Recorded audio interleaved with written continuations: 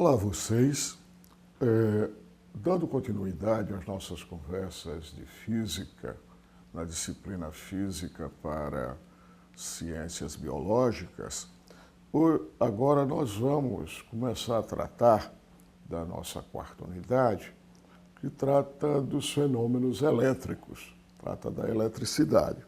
A eletricidade é um fenômeno, digamos, percebido e reconhecido desde há muito.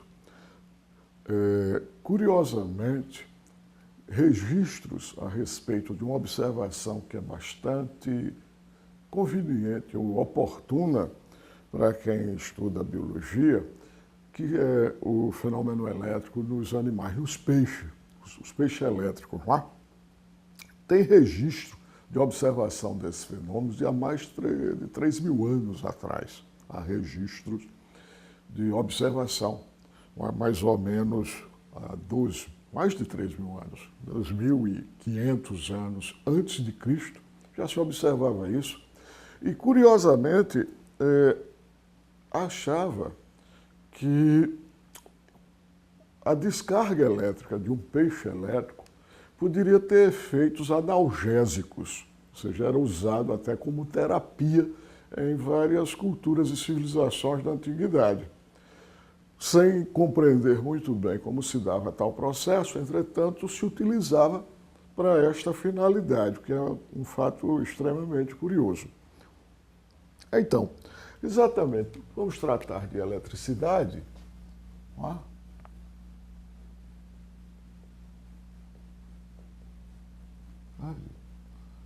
E quando a gente estuda ciência, física ou qualquer outra ciência, é sempre conveniente a gente fazer uma pequena retrospectiva histórica, não é?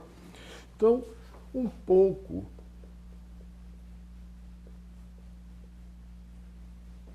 de história. Para que a gente não tenha a impressão que as coisas estão dadas a priori, que sempre foi assim, que a descrição dos fenômenos sempre foi assim, o que não é fato. Então, como já falei para vocês, há observações do fenômeno desde a antiguidade.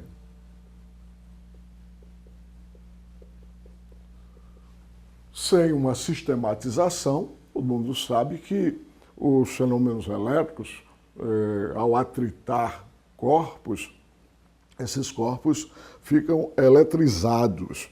Não é? Então,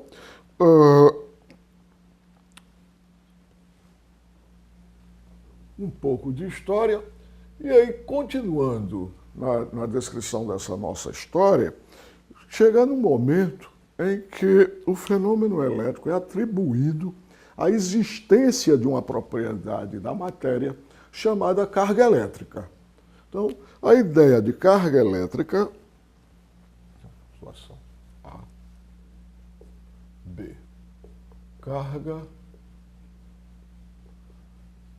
elétrica.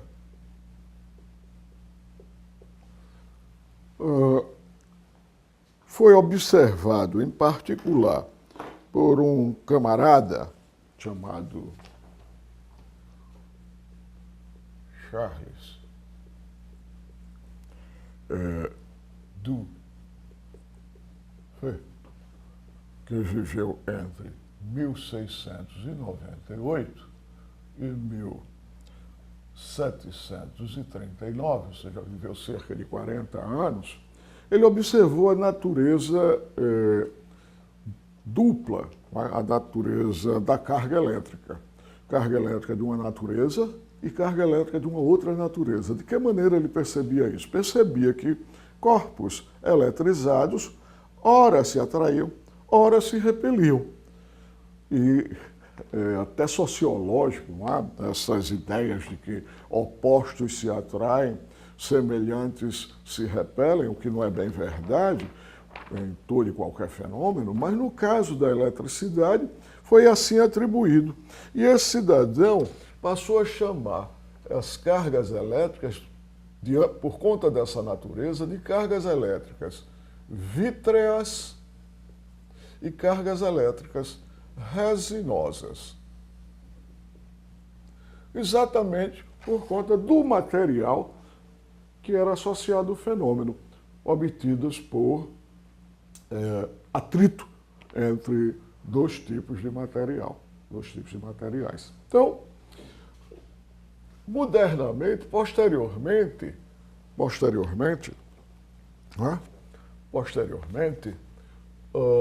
uma outra pessoa chamada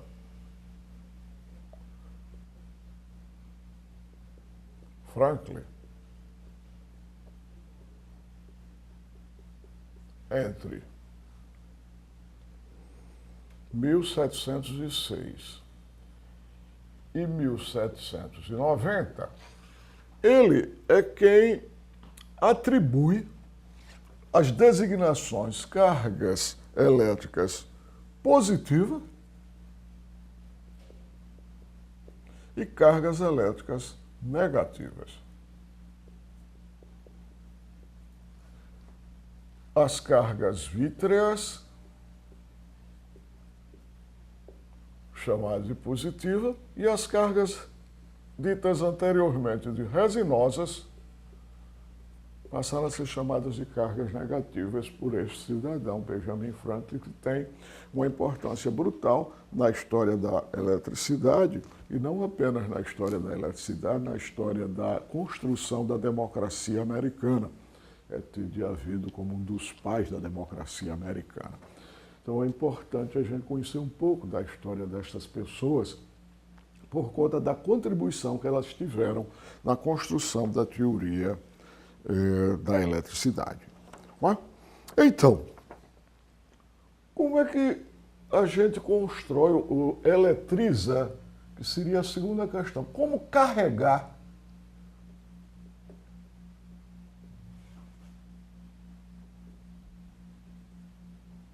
tornar um corpo eletricamente carregado? Se a gente observa no nosso cotidiano, essa caneta, essa folha de papel, não há nenhuma interação elétrica entre eles. Entretanto, nós podemos eletrizá-los. De que maneira? Pelo atrito, isso é bem conhecido, pelo contato de um corpo com outro, um corpo eletrizado com outro. Contato de um corpo eletrizado com outro não eletrizado, e pela indução. O atrito fácil de entender. Você atrita um corpo com outro, eles vão ficar eletrizados. Não é? Há uma brincadeira muito singela, que é de passar pente no cabelo e ele fica atraindo uns pedacinhos de papel, notadamente sobre papéis de seda. Isso é uma brincadeira para fazer em casa. Por contato, é exatamente você ter um corpo já eletrizado e coloca em contato com o outro. Indução é que, mesmo à distância, o fenômeno elétrico acontece de uma forma que um corpo eletrizado, ele induz a eletrização do outro. Atenção aqui com relação às palavras, eletrização não é eletrificação. Okay? Eletrizar é tornar um corpo eletricamente carregado. Eletrificar é distribuir energia elétrica numa cidade, numa região, na eletrificação rural. É uma política pública, é uma tentativa de distribuir energia elétrica nos setores rurais do país, da cidade, do estado. Então, às vezes a gente confunde essas palavras. Cuidado para evitar esta confusão. Ok? Bom, o estudo das cargas elétricas, da eletrização, ele culmina para o nosso objetivo aqui, ele culmina exatamente depois daquela sequência. Qual a sequência? Observamos os fenômenos, começamos a descrevê-lo de maneira sistemática, observamos os fenômenos, começamos a descrever de maneira sistemática e aí formulamos uma lei a partir das observações sistemáticas, uma lei da natureza, que é consequência de um conjunto grande de observações e de pesquisas, mas que culmina com a chamada lei de Coulomb. O que é a lei de Coulomb? O cidadão chamado Charles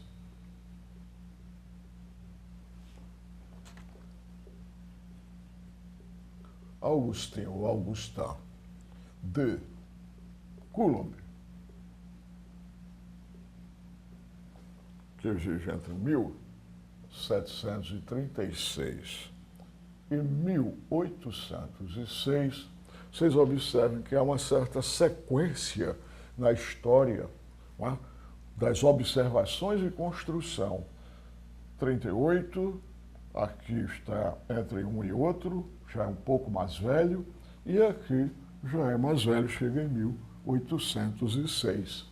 São contemporâneos, mas com momentos de produções intelectuais e científicas um pouco diferentes, apesar de um conhecer o trabalho do outro e conhecer o trabalho do outro, construindo a sequência de construção de uma teoria científica, observação sistemática e formulação da lei. E o que é a lei de Coulomb? A lei de Coulomb, ela pode ser consequência de um conjunto brutal de observações onde você imagina um corpo com uma carga, ou melhor, uma carga pontiforme Q, uma outra carga pontiforme Q minúsculo, há uma interação entre elas, há uma força entre elas. E essa força, ela tem as seguintes características. Se as cargas são de mesma natureza, ou seja, se as cargas são positivas, há uma repulsão. Se as cargas são negativas, também há uma repulsão. A força tende a afastar uma carga da outra. Já se as cargas são de naturezas opostas, a força é de atração. E a observação experimental feita por Coulomb percebeu que esta força seria proporcional ao produto das cargas que estão situadas a uma distância d e inversamente proporcional ao quadrado da distância.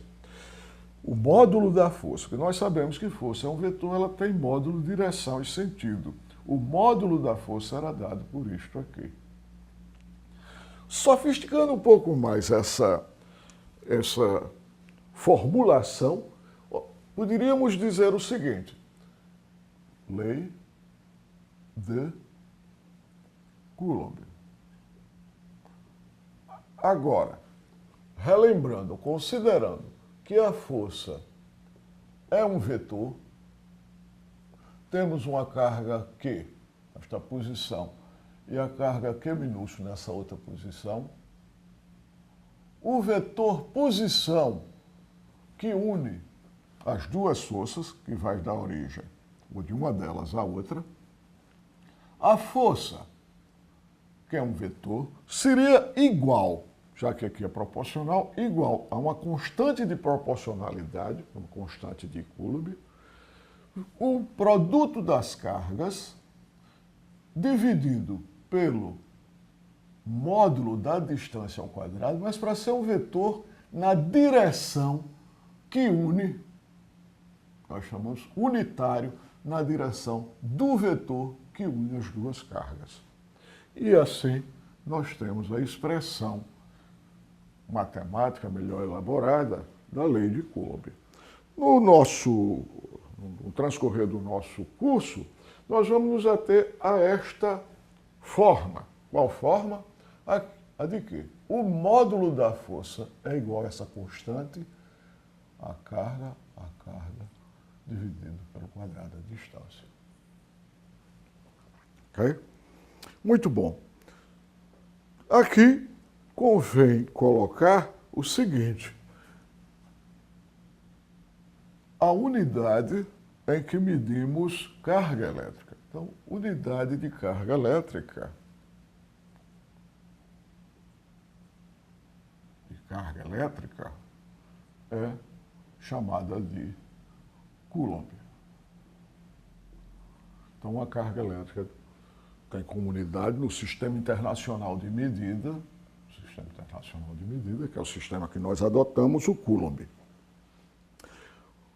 Depois de uma longa história, nós podemos hoje dizer que a carga fundamental, que é a carga de um elétron, ela é da ordem, aproximadamente, 1,6 vezes 10 a menos 19 coulombs. Ou seja, para você obter uma carga de 1 coulomb juntando elétrons ou prótons, a carga do próton é igual, aproximadamente igual, à carga do elétron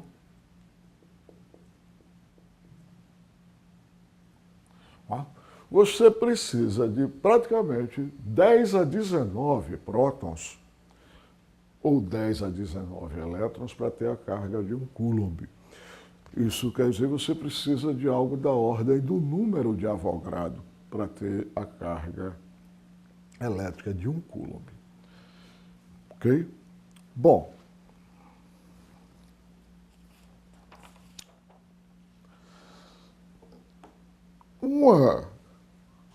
uma experiência curiosa, apesar da carga elétrica do elétron ser muito pequena, os corpos, como são constituídos de átomos, os átomos são eletricamente neutros. Portanto, os corpos nem se repelem globalmente, nem se atraem. Eles são eletricamente neutros. Apesar da carga do elétron ou do próton ser muito pequena, o número de elétrons e de prótons que existe no objeto é muito grande. Além do que, a força elétrica é uma força muito forte. De que maneira nós podemos verificar isso? Vejam vocês. Segurar este livro requer a força que eu estou fazendo com o meu braço. Eu estou num cabo de guerra, ao segurar este livro, eu estou lutando contra a força da gravidade. A força da gravidade